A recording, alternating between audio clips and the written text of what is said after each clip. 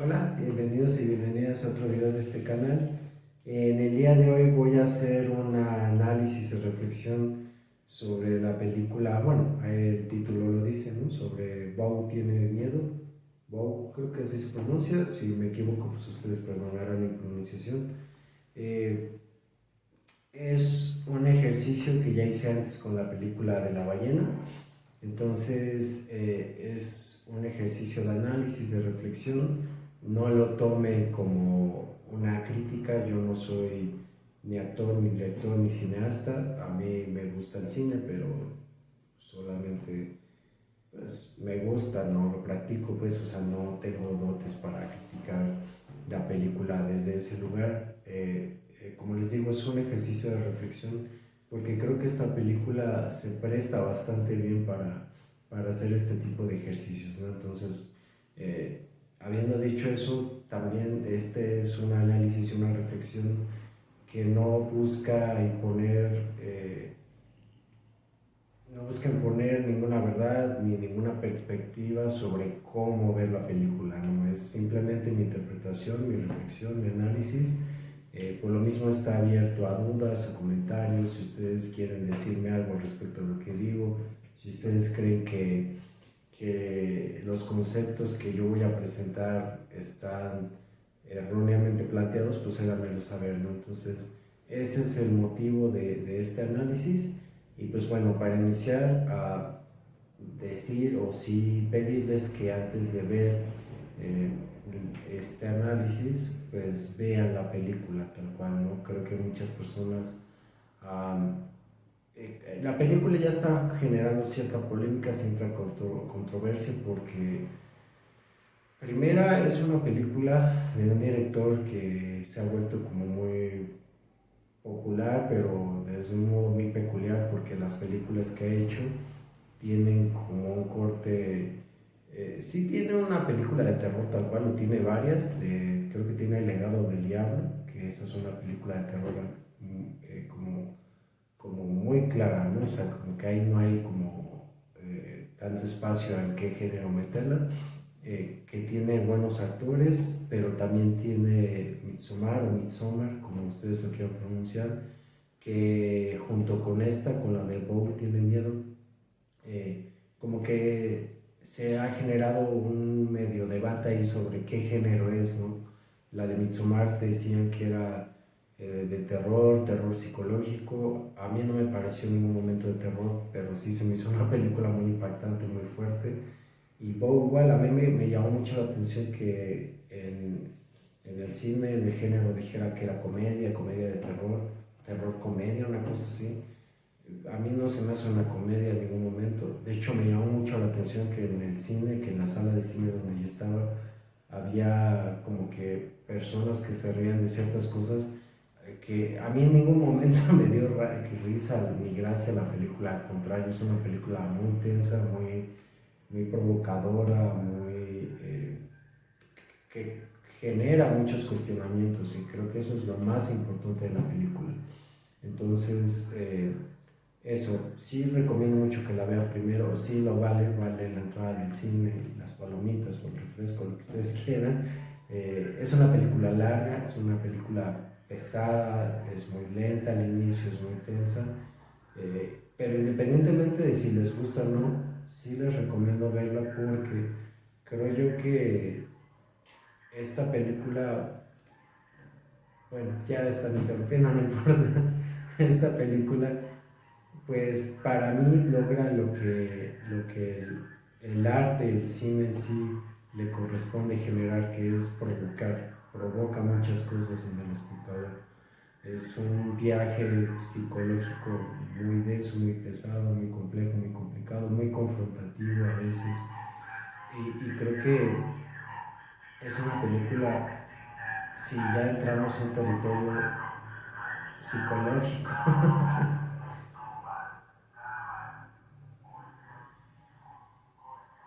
Y sí lleva colchones ese güey, pero bueno, ya se está yendo. Ah, entra en un terreno psicoanalítico franco y directo, ¿no? Es una película, por así decirlo, de un corte muy freudiano. O sea, lo que propuso Freud de la teoría del psicoanálisis lo van a encontrar ahí de una manera gráfica, de una manera que pueden ver, que pueden desarrollar, que pueden analizar. Eh, si ustedes son colegas míos, ya sea en formación o ya están practicando, tienen su práctica clínica o son docentes, vayan, manden a sus alumnos a ver la película, de verdad que van a aprender muchas cosas de ahí, porque por lo menos, repito yo, desde mi trinchera, por así decirlo, desde mi lugar como terapeuta, hay mucha tela para cortar. Entonces, bueno, obviamente este ejercicio pues va a contener pues referencias a la película, situaciones que pasan en la película, entonces pues también por eso les repito o les digo que vayan a verla, porque si no se van a arruinar de muchas cosas, ¿no? O sea, no van a haber sorpresas para ustedes, mejor vayan a ver primero. Entonces, bueno, honestamente no sé por dónde empezar porque es una película muy amplia en muchos conceptos, abarca desde lo individual, desde lo social, familiar, lo relacional y hace críticas, creo yo, muy concisas, muy directas, tal vez no muy duras, pero ahí están con respecto a la sociedad americana, siento yo, a la psicología, a la psiquiatría y cómo nuestro gremio muchas veces no hace nada, ¿no? Más que hacerles un resumen de la película, porque no tiene caso, les digo, esa no es mi intención, creo que sí es importante hablar de cómo inicia la película, porque ese es uno de los aspectos. Cada parte de la película puede entenderse como uno o varios conceptos psicoanalíticos. El primero de ellos es cuando Bob nace. Y eso habla muy claramente de lo que planteaba, creo que sí era Otto Rank sobre el trauma del nacimiento, ¿no? Que Freud luego retoma y que le da una importancia crucial porque ese trauma del nacimiento va marcando mucho la psique de cada ser humano y precisamente en las repeticiones de la angustia que se van viviendo después y que la película ilustra claramente, ¿no? Creo que la primera escena es crucial tanto para la película como para Bo, para el personaje, para cualquier ser humano, porque se ve muy claramente primero esta como oscuridad o como este entorno rojizo, ¿no? Como dando a entender que está dentro del vientre y el sonido del corazón de su madre, ¿no? Y es un ambiente, pues es cálido, o sea, uno como espectador, yo cuando lo vi dije, ah, como que recrearon muy bien lo que sería estar dentro del vientre otra vez, ¿no? Y entonces cuando empieza ya como Bo a salir, empieza como esta parte muy caótica, ¿no? De la voz de la mamá, que es Mona, de su padre, del doctor, la enfermera, ¿no? Y desde ahí como que uno dice, ya valió verga, ¿no? Como diría el Coco Celis, ya valió verga, porque se escucha o se da a entender que como que Bo se cae, ¿no? O sea, Bo se le cae al padre, la madre está completamente angustiada por lo que está sucediendo ahí y dice algo muy importante que es, tú me obligaste a tener este niño, o sea, como dando a entender que ella no se quería embarazar, que le dio gusto al padre nada más por tenerlo, y desde ahí uno ya puede darse pues la idea de que ese niño va a tener una vida muy complicada, muy difícil, ¿no?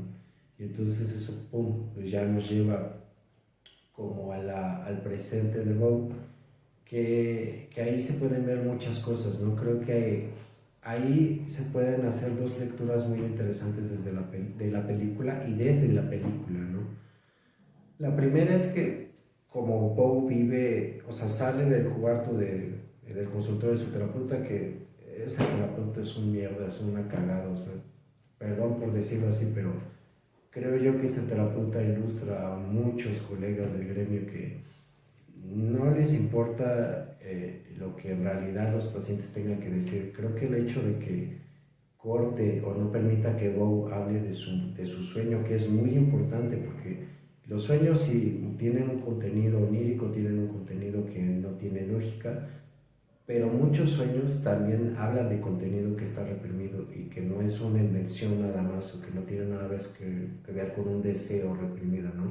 Sino que habla de recuerdos. Entonces, y Freud lo decía, sí es muy importante permitirle a los pacientes hablar de los sueños, es más, incitar a que hablen de sus sueños para que pueda, pues de cierta forma, rastrear y y obtener ese contenido que está ahí reprimido, ¿no? Y en el caso del sueño de Bob, conforme avanza la película, prácticamente ya en la recta final se entiende o se da a entender claramente, bueno, no, la madre lo dice, la madre le dice que no es un sueño, que es un recuerdo, ¿no?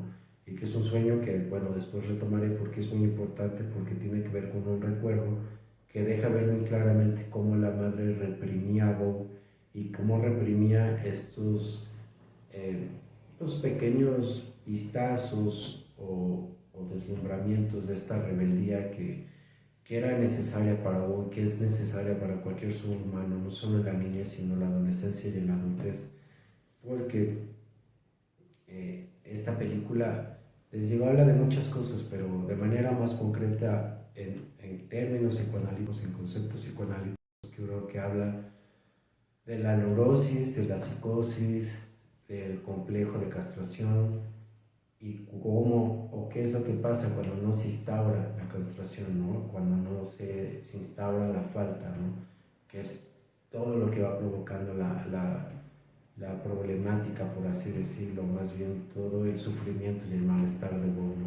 Entonces, bueno, retomando, este terapeuta corta como esos espacios donde Bob podría hablar, como ser un poquito más espontáneo, ¿no? Incitarlo ese diálogo para que pueda llegar a conocerse y descubrir qué es lo que pasa dentro de él. Lo corta, le manda medicamento que yo sé que esto puede ser controvertido, polémico para muchos, pero el medicamento muchas veces lejos de ayudar simplemente anestesia, adormece, aletarga a los pacientes y muchos encuentran cierto alivio, pero la realidad es que no encuentran paz. O sea, muchos batallan para encontrar el medicamento adecuado y la realidad es que muchos cuando dejan de tomar el medicamento regresan a toda su sintomatología porque el medicamento no ayuda en nada, el medicamento solamente, como decía, adormece. Todo lo que está ahí sin decirse, sin elaborarse, tarde o temprano regresa y regresa de muchas formas. Entonces, creo que esa es una crítica que hace ahí Ari Aster, muy concreta, muy directa, porque la sesión de Bob dura que ni 5 minutos, creo, o sea, es así como llega, dice cómo se siente, bla, bla, bla. El terapeuta hace interpretaciones muy arbitrarias, muy duras, de sientes culpa, así culpa, ¿no? Ya no. También ese como estereotipo del terapeuta que siempre está escribiendo, se da muchas veces y se ha vuelto un estereotipa. Es que es una tipa odiosa la mamá, pero bueno, ya iré a eso. Y el terapeuta también es bien odioso, es un tipo de eso, pero bueno. Se ha vuelto un estereotipo lo del terapeuta con el lápiz y el papel y una mesa en medio de los dos y esta distancia física enorme, porque muchos colegas son así, muchos colegas no se implican, no se arriesgan, no están ahí presentes con sus pacientes, quieren la seguridad de la distancia profesional, disque ética, pero no tienen nada de ético. Entonces, por eso el actuar, ¿no? Tan distante, tan poco ético, diría yo, donde solamente se dedica a hacer interpretaciones, a aventarlas, dar como ciertas indicaciones y ya, ¿no? Lo único rescatable que encuentro yo de todo eso es la pregunta que le hace, ¿no? Si realmente, estoy parafraseando, es lo mejor para él regresar a casa de su madre, ¿no? Y ir a esta visita que tiene programada, en especial por todo el daño que le ha hecho, ¿no?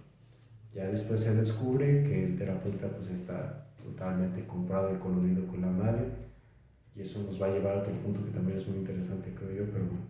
Entonces, cuando sale, pues podemos ver el entorno social de Bob, que es un entorno, creo yo, que refleja mucho la sociedad americana, muchísima violencia, unos niveles de pobreza que no se habían visto antes, o sea, y esto se refleja en personas que están viviendo en situación de calle, vagabundos, la situación de las drogas, ¿no? Ahorita la cuestión del fentanilo en Estados Unidos y en México también ya se está volviendo algo insostenible, ¿no? De por sí nunca era sostenible, pero ahora es más, ¿no? La gente ya anda por las calles como zombies, están muriendo no sé cada cuántos minutos, o sea, ya es una situación muy grave y obviamente se ve reflejado ahí una situación de pobreza, de violencia.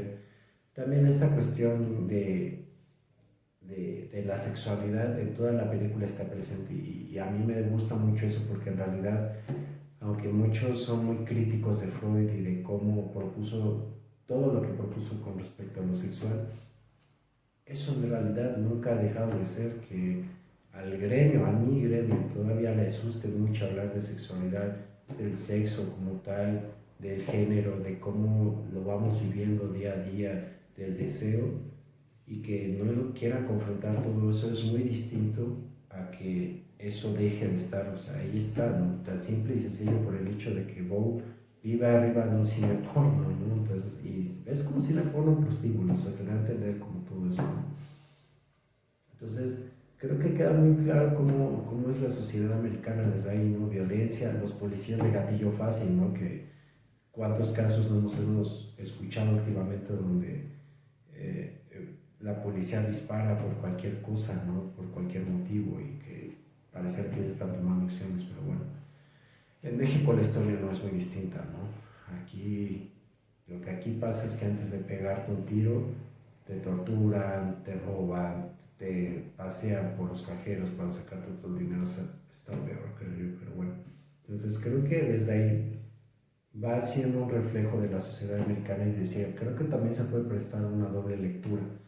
Por un lado, se puede pensar que es como una metáfora de todo lo que acabo de decir de esta sociedad americana, o también se puede pensar como un delirio de Poe, como pensar que, porque es muy interesante la escena del principio cuando va caminando antes de comprar la estatuilla de su madre, bueno, que le va a regalar su mamá, que todo el mundo está armado, ¿no? Entonces, como que uno pudiera pensar que Poe delira y entonces que él ve todo el mundo como un lugar inseguro, como un lugar lleno de armas, como un lugar completamente violento, en especial cuando llega a su casa, ¿no? Y entonces este hombre que está todo tatuado se le lanza, como que nunca dan a entender exactamente cuál era la intención, si era colarse al edificio, si era asaltar a Bob, si era golpearlo, si era matarlo, no se da a entender bien, pero es una escena muy impactante donde los dos se echan a correr de frente y Bob en el último momento lo esquiva y se mete corriendo al edificio, ¿no?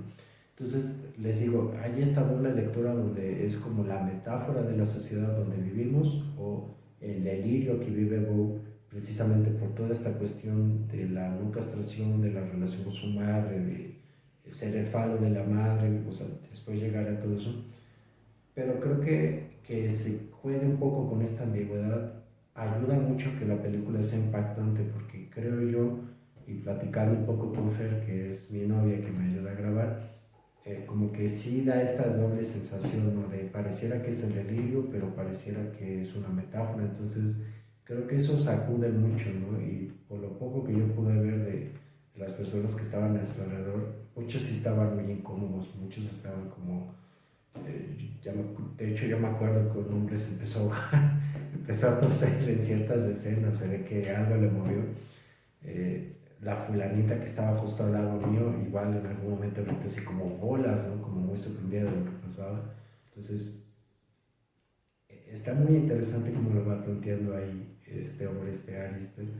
Y entonces ahí llega como esta otra parte donde se ve como esta cuestión de cómo vive Bo en realidad, ¿no? Su departamento que pareciera ser que es el único lugar donde se siente un poco a salvo, se siente un poco seguro, pero que además está justo a unos metros de toda esa violencia que se vive, ¿no? En las calles, en el día a día. Y creo que eso también es una realidad que muchos vivimos, ¿no? Muchos vivimos una realidad en donde saliendo de la puerta de nuestras casas, de nuestros departamentos, ya no sabemos si vamos a regresar. Por lo menos en México yo me sentí muy identificado con esa parte, ¿no? En especial, pues yo que tengo novia, a mí sí me da mucho miedo cuando ella sale, porque así como están las cosas en México, en Puebla, pues sí siento miedo de que la vayan a asaltar, la vayan a agredir o algo, y creo que eso es algo que ya se ha sentido en lo general, ¿no?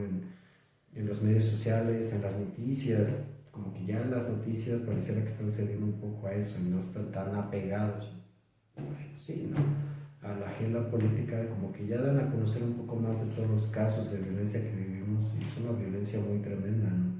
Entonces creo que eso sí refleja gran parte de la realidad que estamos viviendo, de una violencia tan tremenda, tan dura, que es muy difícil saber si vamos a regresar a casa al final del día, o por lo menos si vamos a regresar ilesos, ¿no? Ya no hay, nunca la hubo, pero ahora esa incertidumbre está como más grave, ¿no? Más densa. Entonces, bueno, y creo que poniendo como un final a esa parte, pues ya nos permite entrar a otra parte que tiene que ver precisamente con el medicamento, ¿no? Que es el que le manda el psiquiatra.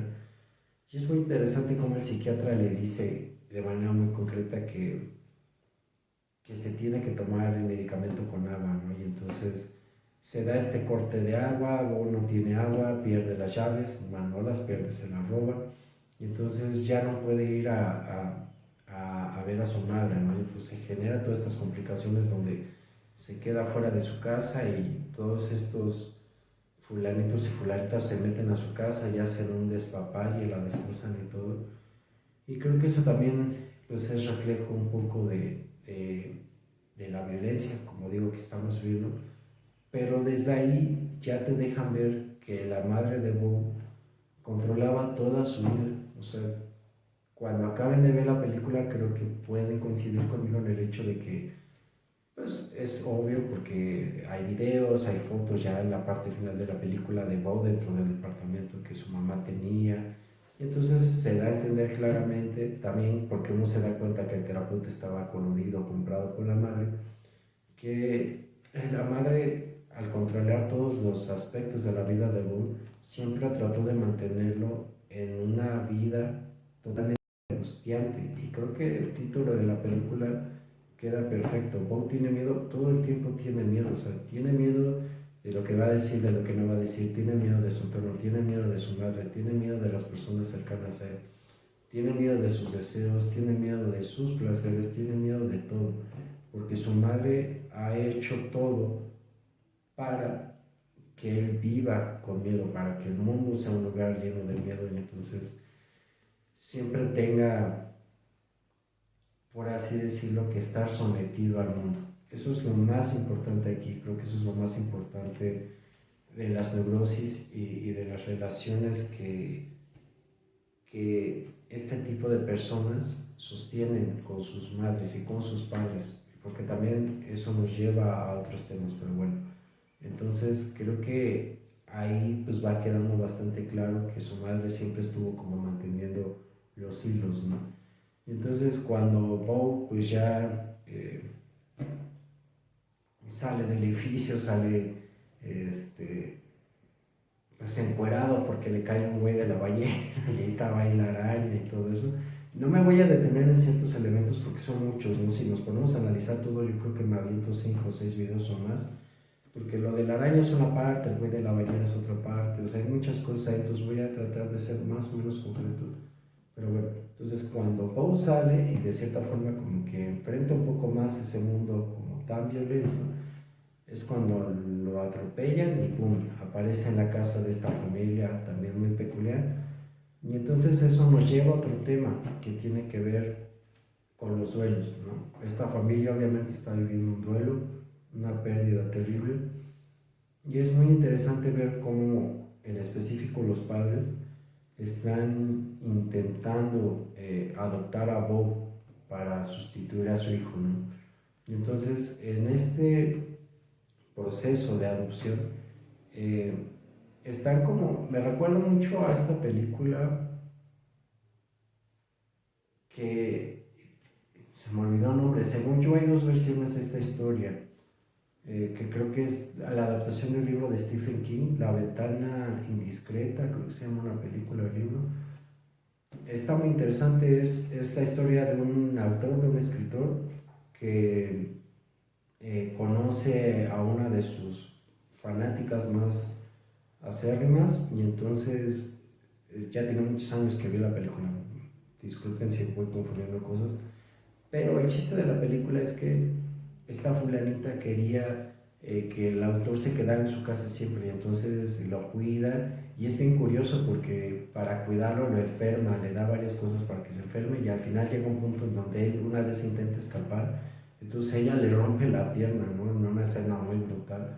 Eh, y yo más o menos sentí como esa relación con esa película, con esa historia de Stephen King, donde pareciera que sí lo quiere cuidar, en especial el padre, ¿no? Que es cirujano, y como que medio lo cura, medio no lo cura, como que le dice que sí, pero que no, o sea, como que lo trae en esta ambigüedad, y Bo no dice que no, nunca, ¿no? Y eso es otro de los puntos más importantes de esta historia, que Bo no dice que no a nada. Bo no le dice que no a esta familia que intenta adoptarlo, y aunque él trata de decir que tiene que llegar al funeral de su madre, en ningún momento les dice no, ya me voy y agarra y se larga. No, él siempre está ahí como entre lo que los demás quieren y lo que él quiere, y siempre se decanta por los demás. A todas las personas que se metieron a su casa, nunca entra y las confronta o se pelea, o sea, siempre está oyendo. Igual el terapeuta no le dice que no, o sea, es muy obediente, es muy sumiso, y todo esto tiene que ver con la relación que lleva con su madre, ¿no? Pero bueno, creo que es suficiente para el video de hoy. Acabo de decir muy poquito, ya iremos rascando en los siguientes videos. Espero que les haya generado algún tipo de duda, reflexión, análisis. Y pues ya saben, cualquier duda, comentario, háganmelo saber. Los veo en el próximo. Adiós.